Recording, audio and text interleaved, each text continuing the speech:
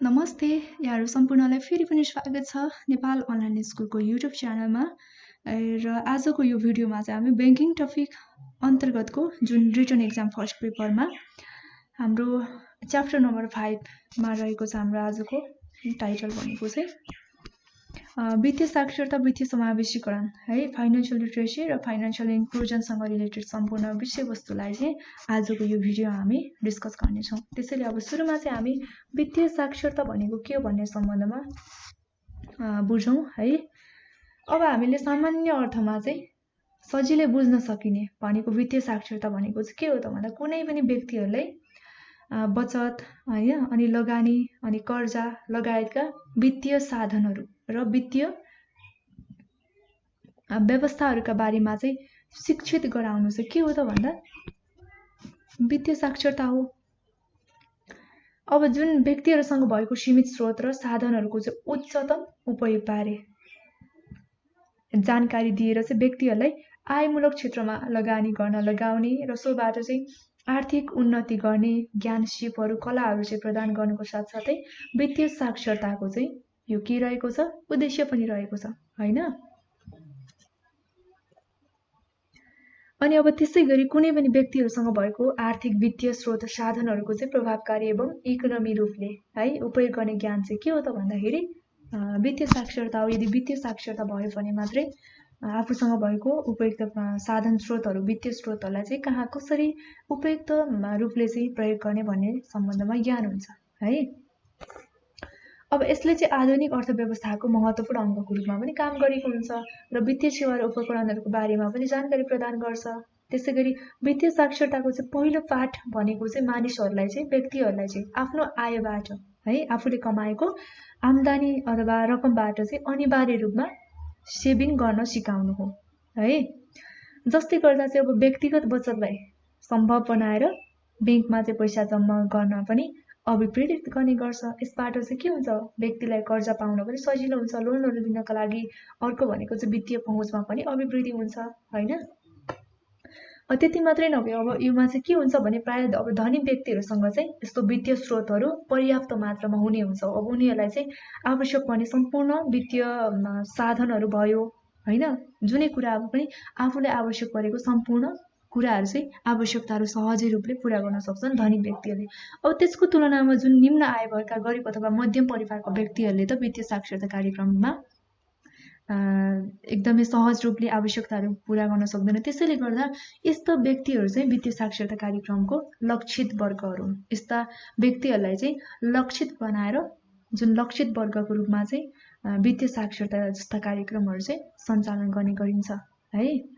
अनि अब वित्तीय उपकरणहरू चाहिँ जुन प्रणाली बारेमा जानकारीहरू प्रदान गर्नका लागि चाहिँ नेपाल राष्ट्र बैंकले अब समय समयमा विभिन्न प्रकारका कार्यक्रमहरू पनि सञ्चालनमा ल्याइरहेको हुन्छ। अब यसै क्रममा चाहिँ जुन नेपाल राष्ट्र बैंकले है एनआरबीले बैंकसँगको नाता हरेक नेपालीको चाहिँ बैंक खाता बैंकसँगको नाता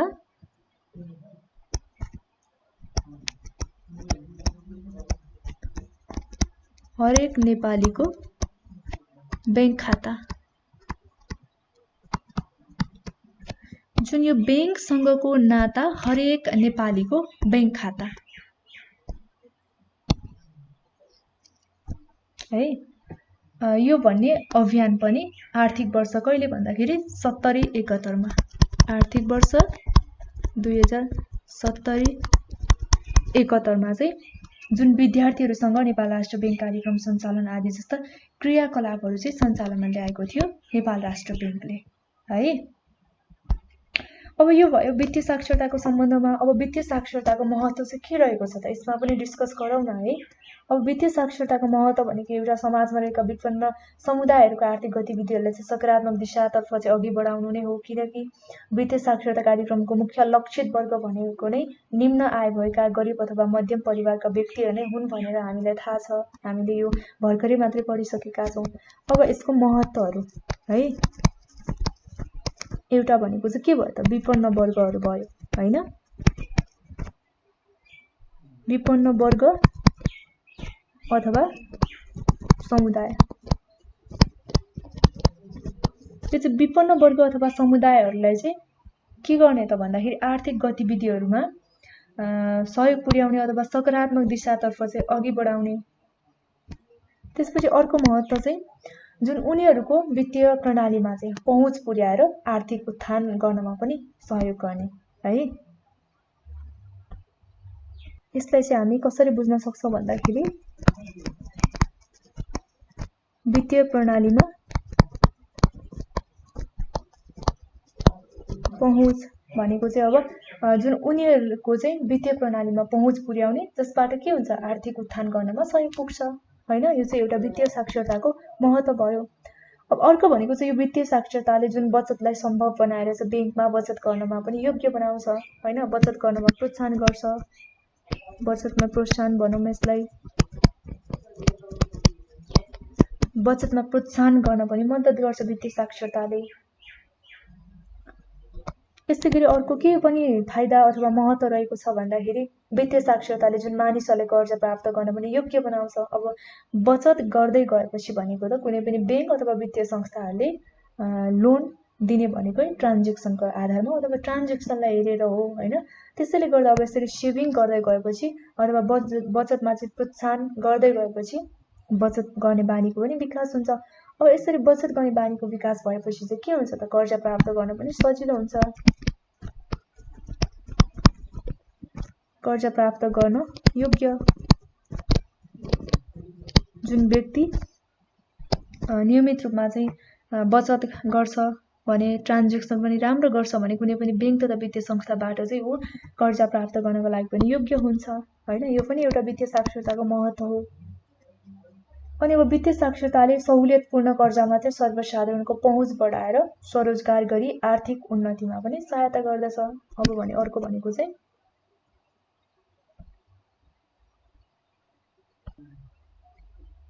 के छ त भन्दाखेरि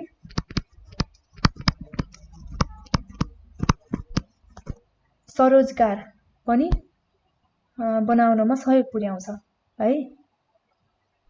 त्यसपछि अर्को महत्त्व भनेको जुन वित्तीय साक्षरताले लगानीका अन्य क्षेत्रहरू जस्तो कि घर जग्गा, शेयर, ऋणपत्र, बीमा आदिको बारेमा पनि जानकारी गराउँछ हैन। घर भयो, जग्गा भयो, अनि शेयर भयो, यस्तै ऋणपत्र आदि बीमा लगायत सम्पूर्ण कुराहरूमा चाहिँ जानकारी दिने गर्छ वित्तीय साक्षरताले। त्यसैगरी अर्को भनेको चाहिँ बचत गर्ने बानीको विकास पनि गर्छ हैन। त्यसका साथसाथै चाहिँ अब आम्दानी र खर्चहरू बीचमा तालमेल गरेर बैंक अथवा वित्तीय संस्थाहरूको सहयोगमा चाहिँ आर्थिक जुन दृश्य चक्रको चाहिँ अन्त्य गर्न पनि पुर्याउँछ है। सामाजिक सुधारका मामिलामा चाहिँ अब महिला सशक्तिकरण गर्नमा पनि सहयोग पुर्याउने गर्छ। यो चाहिँ के भयो त सम्पूर्ण कुरा भन्दाखेरि वित्तीय साक्षरताको महत्त्वहरू भयो है। अब महत्त्वपछि अब वित्तीय साक्षरतामा प्रभावकारी कदम चाल्नुपर्ने के रहेको छ त वित्तीय साक्षरताले प्रभावकारी बनाउनको लागि, यो पनि हेरौँ है। र अब हामी वित्तीय साक्षरतालाई चाहिँ प्रभावकारी बनाउनका लागि चाल्नुपर्ने कदमहरूको बारेमा हेर्छौँ। एउटा कदम भनेको चाहिँ के भन्दाखेरि जुन नेपाल राष्ट्र बैंकले स्पष्ट नीति नियमहरू चाहिँ लागू गर्नुपर्ने हुन्छ है। नेपाल राष्ट्र बैंकले जुन वित्तीय साक्षरतालाई चाहिँ अझ व्यापक रूपमा चाहिँ प्रभावकारी रूपले कार्यान्वयन गर्नको लागि चाहिँ स्पष्ट रूपमा नीति नियमहरूलाई चाहिँ लागू गर्नुपर्ने हुन्छ। अर्को भनेको चाहिँ अब स्थानीय तहले वित्तीय साक्षरता सम्बन्धी विभिन्न कार्यक्रमहरू चाहिँ अनिवार्य रूपले सञ्चालन गर्ने व्यवस्था पनि गर्नुपर्ने हुन्छ प्रत्येक स्थानीय तहहरूले हैन। अनि त्यसै गरी नेपाल सरकारले चाहिँ वित्तीय साक्षरता सम्बन्धी दीर्घकालीन योजनाहरू बनाएर अब त्यो योजनाहरूलाई कार्यान्वयन पनि गर्नुपर्ने हुन्छ।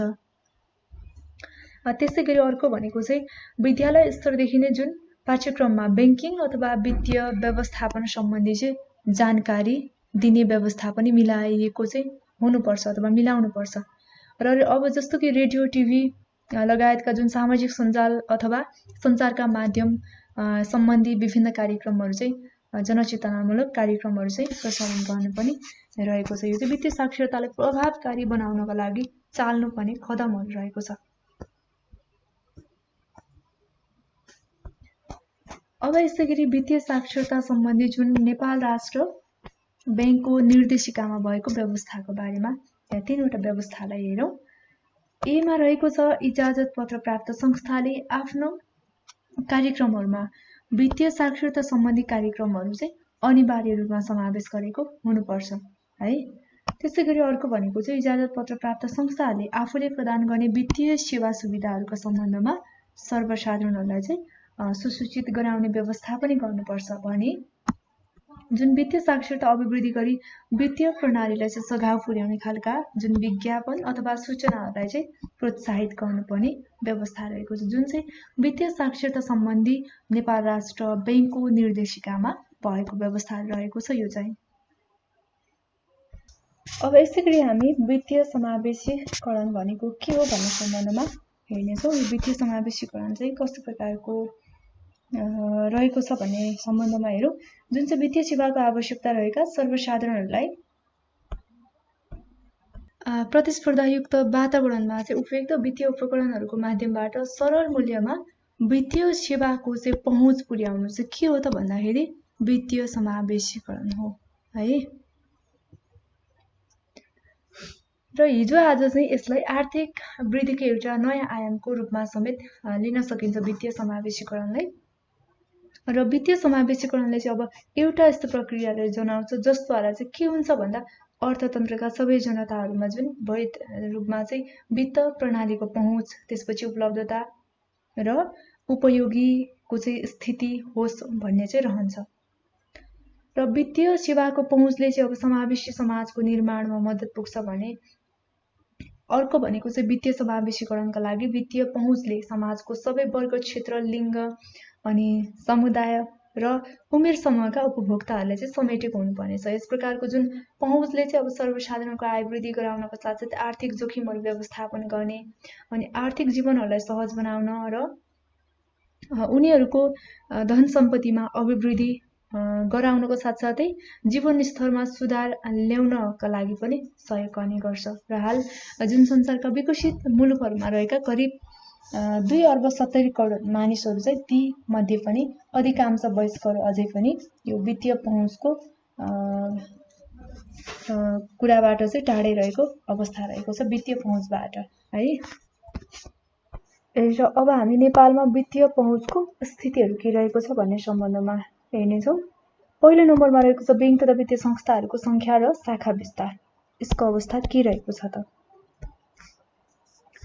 अब बैंक तथा अब वित्तीय संस्थाहरू गाभिने अथवा प्राप्ति गर्ने स्थिति आइरहँदाखेरि जुन नीतिहरू अवलम्बन गरे थालेपछि है यताको करिब 1 दशकको अवधिमा बैंक तथा वित्तीय संस्थाहरूको संख्या घट्दै गएको छ।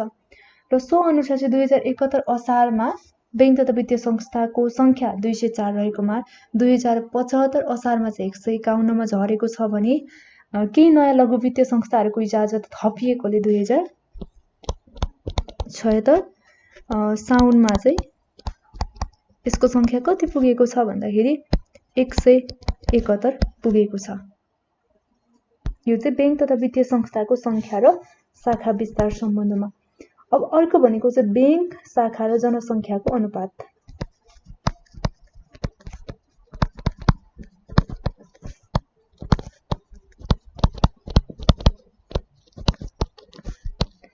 जनसंख्या अनुपात। अब बैंक तथा वित्तीय संस्थाहरूको शाखाहरू विस्तार सँगसँगै एक बैंक शाखाबाट चाहिँ सेवा प्राप्त गर्न सक्ने औसत जनसंख्याको आकारमा पनि क्रमशः घट्दै गएको छ। 2075 असार मसान्तसम्ममा कुल जनसंख्या र बैंक तथा वित्तीय संस्थाहरूको जुन शाखा संख्याको अनुपात चाहिँ कति पुगेको छ भन्दाखेरि 4334 रहेकोमा, यो चाहिँ कहिलेको भन्दाखेरि 2075 को है।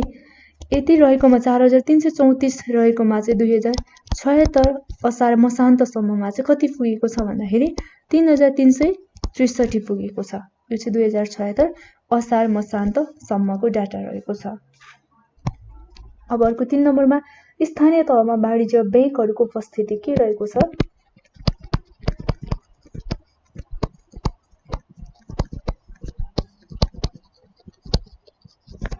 वाणिज्य बैंकहरूको स्थिति।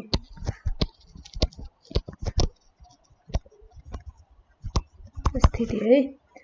अब सबै स्थानीय तहमा वाणिज्य बैंकहरूको चाहिँ कम्तीमा एक शाखा पुर्याउने नीति अनुरूप चाहिँ 2076 असोजसम्ममा यसको संख्या जुन 739 स्थानीय तहमा चाहिँ वाणिज्य बैंकहरूको शाखा विस्तार भएको छ भने 2075 असार मसान्तसम्ममा यसको संख्या 631 पुगेको छ र 2074 असार मसान्तसम्ममा चाहिँ 296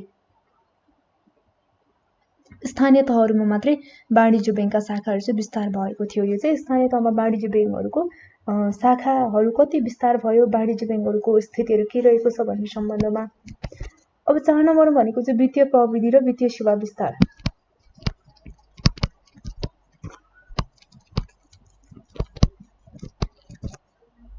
अब वित्तीय प्रविधि र वित्तीय सेवा विस्तारमा चाहिँ यो पछिल्लो समयमा बैंक तथा वित्तीय संस्थाहरूमा जुन एटीएमहरूको संख्या उल्लेख्य मात्रामा वृद्धि हुँदै गर्दा 2076 असार मसान्तसम्ममा है 2076 असार मसान्तसम्ममा यसको संख्या चाहिँ 3316 पुगेको छ र अघिल्लो वर्ष यो संख्या चाहिँ कति थियो भन्दाखेरि अघिल्लो वर्ष चाहिँ 2791 थियो। यसैगरी डेबिट कार्ड क्रेडिट कार्डको प्रयोगमा समेत तीव्रता अथवा वृद्धि चाहिँ आएको छ है। अब 5 नम्बरमा निक्षेप र कर्जा संख्याको खाताका आधारमा चाहिँ संख्या के रहेको छ हेरौँ। निक्षेप र कर्जा खाता संख्या जुन चाहिँ निक्षेप र कर्जा खाता संख्याको स्थिति के छ त भन्दा बैंक तथा वित्तीय संस्थाहरूको जुन शाखा विस्तारसँगै यी संस्थाहरूमा पनि निक्षेप र कर्जाको खाताको संख्यामा चाहिँ उल्लेख्य वृद्धि भएको छ है। यसको चाहिँ अब 2076 असार मसान्तसम्ममा चाहिँ वाणिज्य बैंक, विकास बैंक, वित्त कम्पनीहरू गरेर चाहिँ जम्मा कति छ त भन्दाखेरि 14,40,000 14,40,000 खाता चाहिँ रहेको छ, कर्जा खाता रहेको छ। यो चाहिँ कहिले भन्दाखेरि 2076 असार मसान्तसम्मको डाटा रहेको छ। त्यसैगरी अब 2076 असार मसान्तसम्ममा चाहिँ यो कति पुगेको छ भन्दाखेरि वाणिज्य बैंक, विकास बैंक, वित्त कम्पनीमा जुन खोलिएका व्यक्तिगत निक्षेप खाताहरूको संख्या चाहिँ यसको संख्या भनेको चाहिँ 2,78,67,000 यो चाहिँ के हो भन्दा निक्षेप है। 2076 असार मसान्तसम्ममा कर्जा खाताको संख्या 14,40,000 थियो। त्यसैगरी 2076 असार मसान्तसम्ममा नै वाणिज्य बैंक, विकास बैंक र वित्त कम्पनीहरूमा खोलिएको जुन निक्षेप व्यक्तिगत खाताहरूको संख्या चाहिँ कति छ भन्दाखेरि 2,78,67,000 रहेको छ।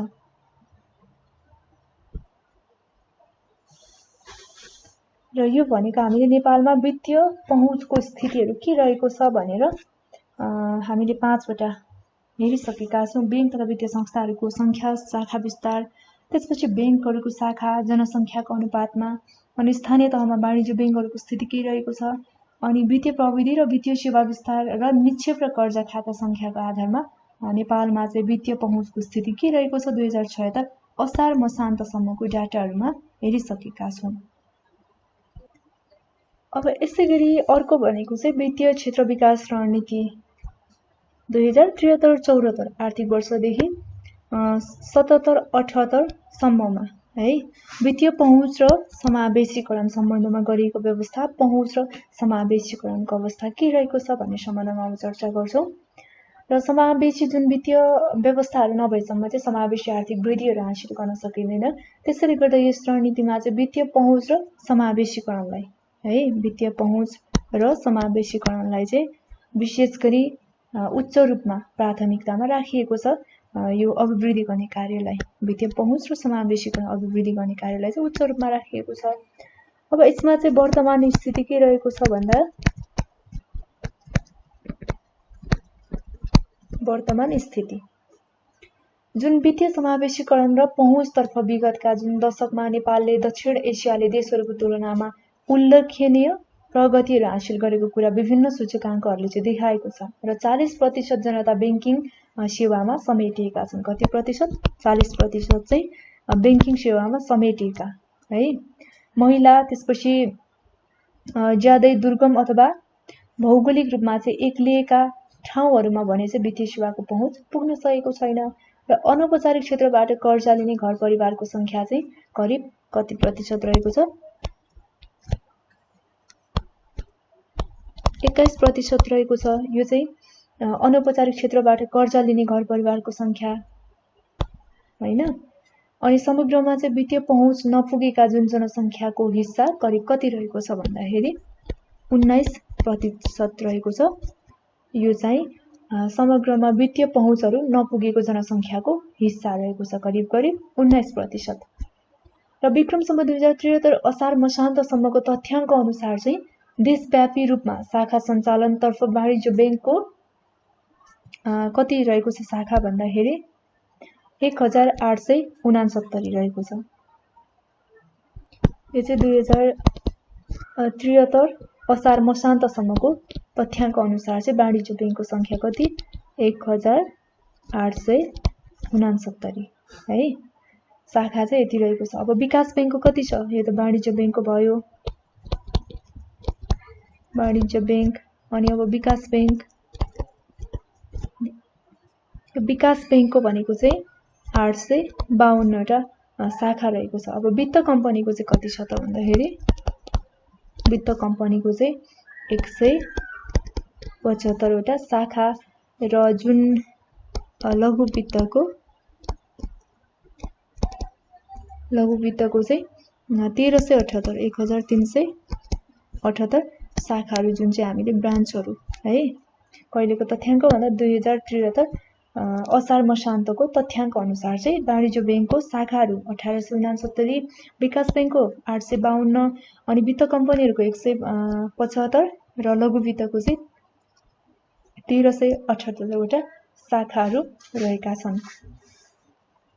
अब यसैगरी शाखा रहित बैंक तथा केही गैर सरकारी संस्थाहरू पनि सीमित वित्तीय मध्यस्थताको रूपमा चाहिँ कार्यमा चाहिँ संलग्न रहेका छन्।